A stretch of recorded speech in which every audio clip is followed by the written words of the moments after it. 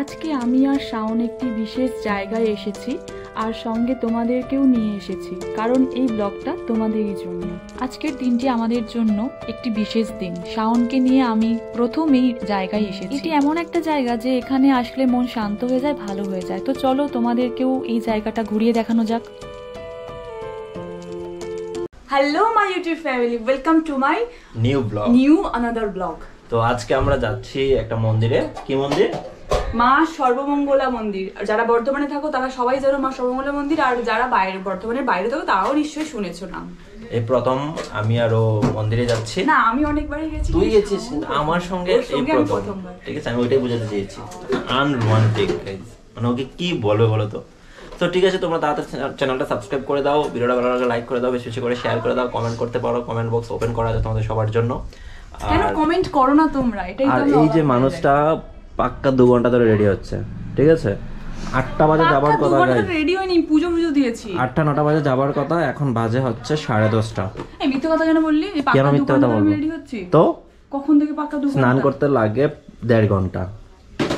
একদিন তোমাদেরকে দেখাবো স্নানে ঢোকার পর কত ঘন্টা পর বের হয় বাথরুম থেকে, একদম ঘড়ি ধরে।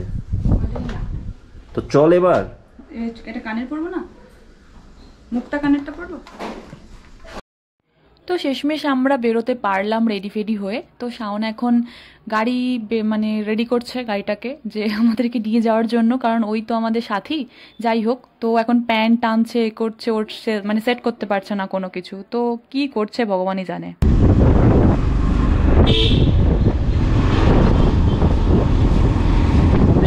বাঁদিকে তো প্রচণ্ড রোদ আর গরম, তোমরা ক্যামেরায় বুঝতে পারছো না হয়তো, কিন্তু আমরা ফিল করতে পারছি কতটা রোদ আর গরম। আর উনি তো ড্রাইভ শুরু করে দিয়েছেন, আর ওনার পেছনে বসলে আমার সত্যি খুব সেফ ফিল হয় নিজেকে।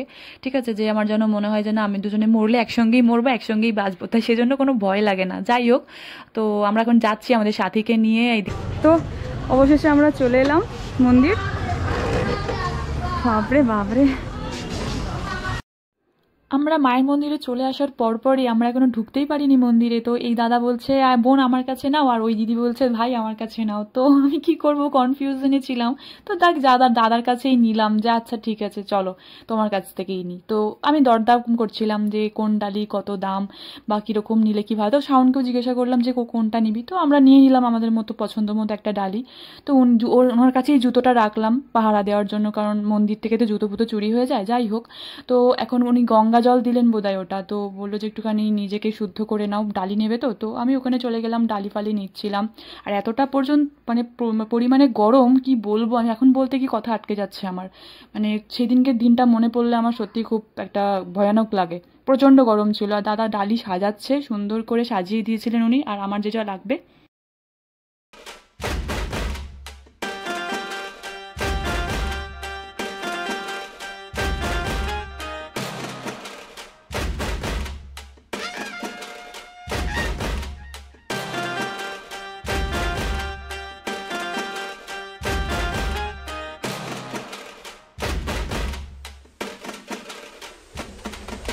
মন্দিরে আমরা এখন প্রবেশ করে ফেলেছি, আর আমার ক্যামেরাম্যান আমার পেছনেই আছে, তোমরা তাকে দেখতে পাচ্ছ না। তো আমি এখন পুরোহিতকে দিচ্ছি আমার সব ডালিটা যা যা আছে। তো উনি জিজ্ঞাসা করছিলেন গোত্র কি, আমার নাম আর গোত্র বলেছি। এবার শাওনকেও জিজ্ঞাসা করছি যে তোর নাম আর গোত্রটা বল। তো ও এমন মানে কি বলবো, মানে ওর গোত্র ভুলে ফেলেছে। মানুষ, ভগবান কি কখনো গোত্র ভুলে যায়? নিজের গোত্র 3-4টে গোত্র একসঙ্গে বলেছে, আমি যেটা পেরেছি একটা ভগবানকে বলে দিয়েছি। তো ভগবান যেটা নেবে নেবে, ভগবান ওকে ক্ষমা করে দিও তুমি।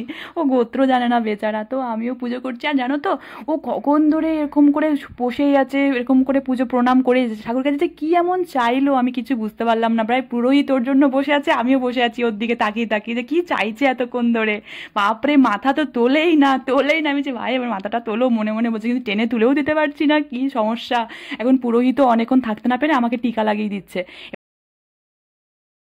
তো আমাদের পুজোর অর্ধেক কাজ হয়েছে, আর অর্ধেক কাজ বাকি আছে। সেটা হচ্ছে এগুলোকে জ্বালাতে হবে, আগরবাতি আর মোমবাতি। বাট ও মাচেস নেয়নি, তো সেই জন্য আবার বেরোতে হচ্ছে, গিয়ে ম্যাচ নিয়ে তারপর আবার ঢুকবো। হ্যাঁ, আর কি পরিমাণ রোদ আর সেই পরিমাণ হাওয়া। তো বুঝতেই পারছো হাওয়াটা কি, যে আমার জামা কাপড় উড়ে যাচ্ছে, আর আমরা নিচেতে পাই ফেলতে পারছিলাম না, এত গরম, মনে হচ্ছে পা পুড়ে যাবে। মা আমাদেরকে সম্পূর্ণভাবে পরীক্ষা নিচ্ছিলেন সেদিন। আর আমরা তো দেশলাই আনতে ভুলে গেছিলামই, আর এখানে মন্দিরে যারা যারা মনে হয় গেছিলো সবাই দেশলাই আনতে ভুলে গেছিলো, কারণ এত পরিমাণে হাওয়া দিচ্ছিল। সবাই ভেবেছিল কি যে এখানে প্রদীপ দিয়ে আমরা ধরিয়ে দেবো, এই মোমবাতিগুলো দিয়েই তাদেরগুলো ধরিয়ে দেবে, আমরাও সেই মনে করে গেছি, তো সেই জন্য আমরাও নিয়ে যাইনি। তো আমাদের কাছ থেকে সবাই চাইছে যে দেখছে যে হাওয়াতে নিভে গেছে, এবার সবারই তো একটা মানে জ্বালাতে হবে, তখন আমাদের কাছ থেকে সবাই দেশলাই নিয়ে নিয়ে জ্বালাচ্ছে।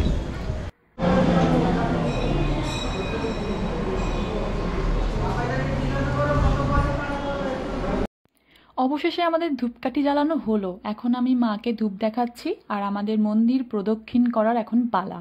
তো 7 পাক ঘুরতে হয় না 3 পাক ঘুরতে হয়, সেটা ঠিক আমার মানে কনফিউশনে ছিলাম। তো আমি জিজ্ঞাসা করলাম একজন ঠাম্মাকে, তো উনি বললেন 3 পাক ঘুরলেই হবে। সেই স্মেল ভুগের। ক পাক ঘুরতে হয়? চল 7 পাক ঘুরেই নেই। হ্যাঁ, আগে প্রদক্ষিণটা করুন।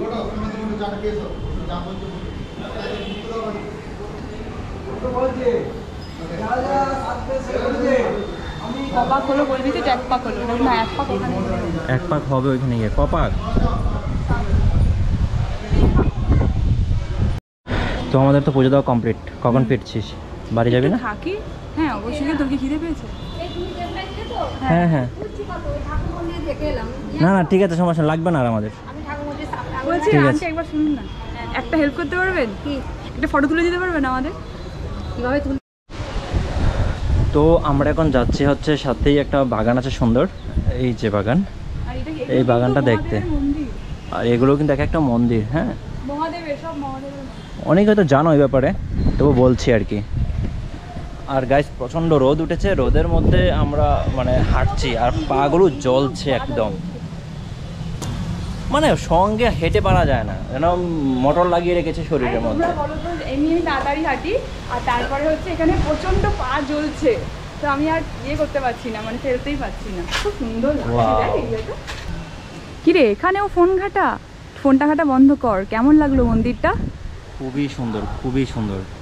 সিরিয়াসলি খুব সুন্দর। আর ব্যাপারটা হচ্ছে খুবই, পরিবেশটা খুব সুন্দর, মন্দিরগুলোও সুন্দর, মানে মন্দির কাঠামোগুলোও সুন্দর, সেই সঙ্গে পরিবেশটা খুব সুন্দর।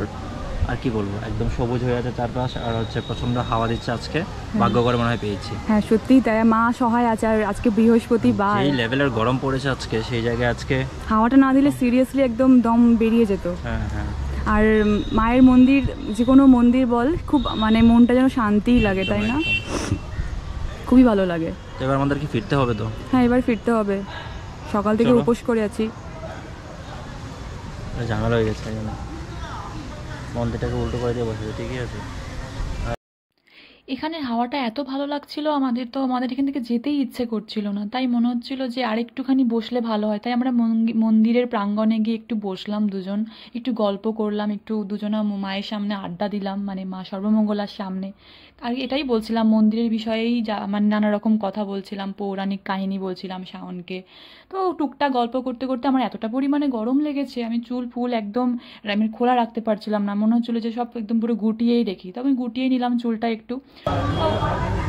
কেমন গরম? খুব গরম না? একদম হট সিট। এবার হট সিটে আমাকেও বসতে হবে, বলিউডের হট সিটের মতো না? একদম। আমার বসতে ভয় লাগছে। চল যেতে হবে। ধর আমি ব্যাগে রাখি এটা। তো গাইজ তোমাদেরকে একটা কথা বলার আছে, ও সানগ্লাস পরতে এসেছে, দাঁড়িয়েছে এখানে মন্দির থেকে, দিয়ে তারপরে দেখো কি অবস্থা।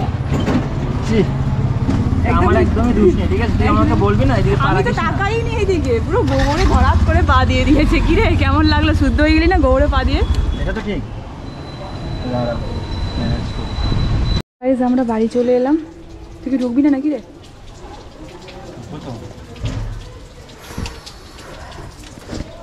তো আমরা বাড়ি চলে এসেছি, এবার বাড়ি থেকে ফ্রেশ ট্রেশ হই নাকি?